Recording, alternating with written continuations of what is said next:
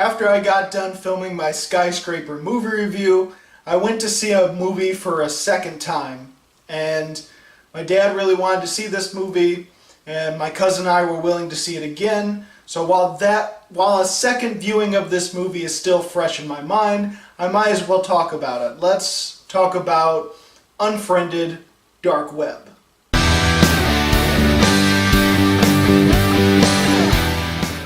Unfriended Dark Web is the sequel to Unfriended, and it looks like the franchise is taking the anthology approach because this is nothing to do with a vengeful spirit haunting Skype, killing those responsible for her death. In this film, a young man recently finds a new laptop, but during game night, as he's Skyping with a few of his friends, he soon discovers that there is something more to this computer, and he may have taken it from the wrong person. This movie doesn't have supernatural ghosts.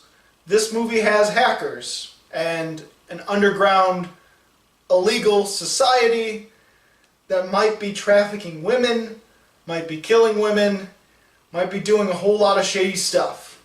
And it's all on that computer. And as you can imagine, they want the computer back. I almost feel like I'm spoiling the review by having that synopsis, because even though all that's revealed in the trailers, it is towards the second half of the film. In fact, a lot of the crazy stuff that happens, a lot of the killings, don't start happening until closer to midway through the movie. Or at least it feels like that. There's a lot more setup in this film than I would have imagined. I might be getting ahead of myself a little bit. Let's talk about the good things about this film. And to be honest, I quite liked it.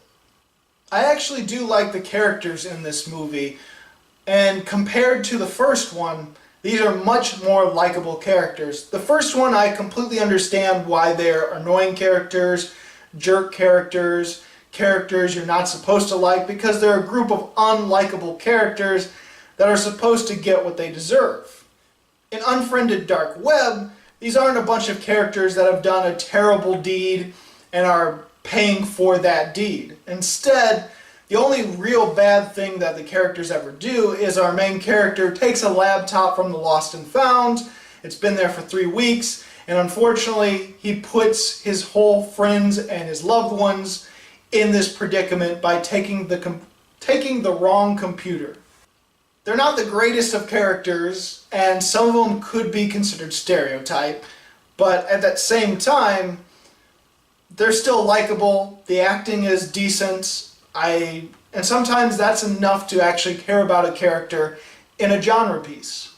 And I thought all the acting was pretty decent. There are a few moments where they go over the top with their screaming and their crying, but they are in these crazy situations. And I can see how some people might find the acting bad or laughable during some of these moments, but to be honest, I thought it was passable. I thought it was completely fine. But then again, I am a bad judge at acting, because the only things that I ever notice when it's acting is when it's absolutely great or when it's inhuman and just terrible. A lot of the in-between of those ranges is a little bit harder for me to judge. Also, like the first one, the whole gimmick is that it is just the computer screen of our main character. All we're seeing is the computer screen, their Skype messaging, all the little messages this person is getting, all the little different windows he goes into, and I think it's edited pretty well. Let's face it, even if it is a gimmick, someone had to edit all that stuff, and that is admirable. Now, I did talk about how this film has a lot of setup, and the first half of the movie is kind of slow, but at that same time, I enjoyed that. Personally, I do like slow-paced films at times. There is a lot of really good, suspenseful, slow-paced movies that I enjoy, and this might not have that same level of those kind of movies, but there's enough in this movie where there was enough mystery, there was enough things to piece together as you're watching it, that I enjoyed the first half of the film and completely understand why there's a lot of setup. Because unlike the first film, this isn't dealing with a cliched supernatural being bent on revenge. If you're going to go about that cliched route, sometimes you don't need a lot of setup, you just need the bare basics, and it's enough for people to enjoy, or understand, or get right into it. This one's about a group of hackers and the slow reveal of this underground society, the programming, the slow reveal that he may have stolen this computer, and the setup of our main character's love interest, whose death was a lot of good setup that I enjoyed.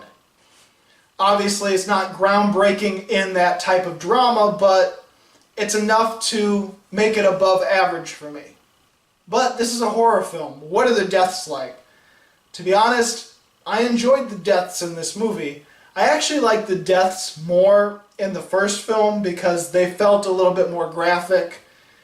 But the ones in this movie, especially one death in particular, is pretty damn awesome.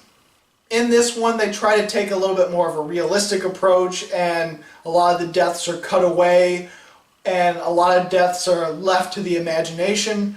But for the most part, especially seeing it a second time, I did appreciate the types of deaths in this movie. So what kind of flaws, what kind of bad things can I say about this film? Because ultimately, I did pretty much enjoy a lot of it. To any of you that think of these films as found footage films and want more realism in found footage films, you might find a few things and a few editing things in this movie that might irk you, such as added music during intense moments, added sound effects, the characters, when they're focusing on things, other voices fading in the background, maybe a few hacking things that don't exist or aren't real, and a few apps or things on the computer not working the way it should. I can understand people complaining about those kind of things, but I've never seen the Unfriended films as found footage films. I've never thought of them like that. Especially in this one when the logos are shown right before the movie, you know, like the Blumhouse logo and the other production companies involved with this film. I never saw them as movies trying to convey realism in a horror film, but at that same time they do nice little added touches here and there that make it a little bit more believable and realistic, in a sense. There's also a few visual effects in this movie that I see where they're going for, but at that same time kind of annoyed me and made it look kind of comical. Not comical, I guess, just made it look even faker than it probably should have. Like whenever it shows the hackers in this movie, there's this digital haze around them, and you could imagine, well, maybe they have some device that makes it hazy in video cameras, but at that same time it makes it look a little hokey. And yet, at the same time, a few of the complaints and the added effects in this movie could almost be brushed away just by the ending of this movie alone. Very similar to the first one, we have one sequence where at the very end it zooms away from the laptop to reveal something that isn't part of the gimmick of it all being on the computer screen. If you haven't seen Unfriended, spoiler alert, the movie ends with our main character closing the laptop, and then we're seeing it through the character's eyes in first person as a ghost comes and kills them. I won't spoil the ending of this one, but it has a similar thing where it backs away from the computer screen that you've been watching this entire time, and that simple shot, if you think about it, it's enough to suspend your disbelief with all the different editing that happened in this movie and the added effects and the added music and the fading out of the voices. It almost feels like, okay, it works in the world of this movie now that I know what screen I've been watching this entire time. In one simple shot, at the very end of this movie, the movie sort of justifies the added effects and the added sounds that normally shouldn't be in a movie like this. At that same time, seeing it a second time, there are a few moments where our main character, we hear him talking, and there's at least one instance of dialogue that he says that, if you think about everything, completely doesn't fit and feels like it's just tacked on and added there in case our audience doesn't understand. Basically, towards the end of this film, there's a moment when he's screaming at his love interest, telling her not to do something, but at that same time, the movie shows that he got kicked out and can't see what we're seeing. And so at that same time, he shouldn't be screaming at her not to go in somewhere because he shouldn't be able to see it. And when we cut back to more footage of him after this event, we realize it picks up as if he had not seen it. And so this one added voice of him telling her to stop, feels like it shouldn't be in the movie at all. I know that's a very nitpicky thing, but it is something I noticed upon second viewing. And while there is a lot of it that the audience learns along the way and characters explain just in case you missed it, there are a few things that, seeing it a second time, felt like the movie itself didn't trust its audience completely. Whenever a new thing pops up on the screen, my eyes immediately go to it. Any new message, any ping, it makes sense and the audience naturally would do so. But the movie itself, with the mouse cursor, almost like telling you, hey, look here, just in case you missed it. There's a few things like that where it felt like the mouse cursor was leading the audience a little too much into what they should look at. In the end, I really enjoyed Unfriended Dark Web, and I liked the first Unfriended. I wasn't expecting to like the first Unfriended because the trailer looked really bad.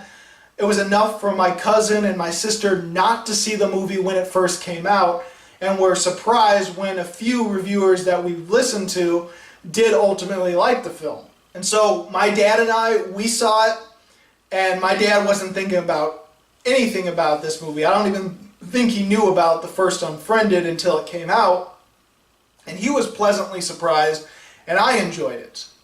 The first Unfriended was a pleasant surprise. The second one I like even better than the first, which is kind of sad because I'm giving the second one a lower score than I gave the first one when I originally reviewed it.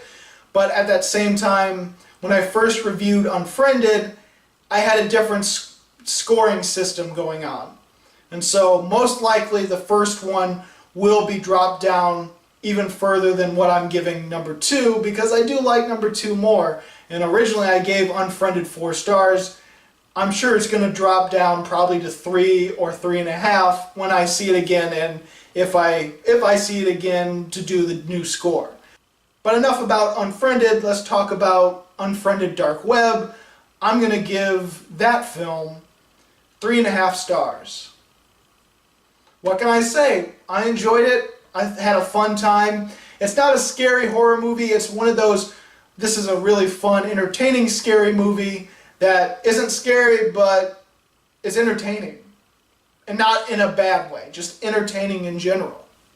So, did you see Unfriended Dark Web? What did you think about it? Go ahead and comment below. And if you like this video and you want to see more, please subscribe and check out my movie reviews or movie countdowns of this year or previous years, whatever you'd like to see. As always, this is Bruce Gifford, and this was just my opinion.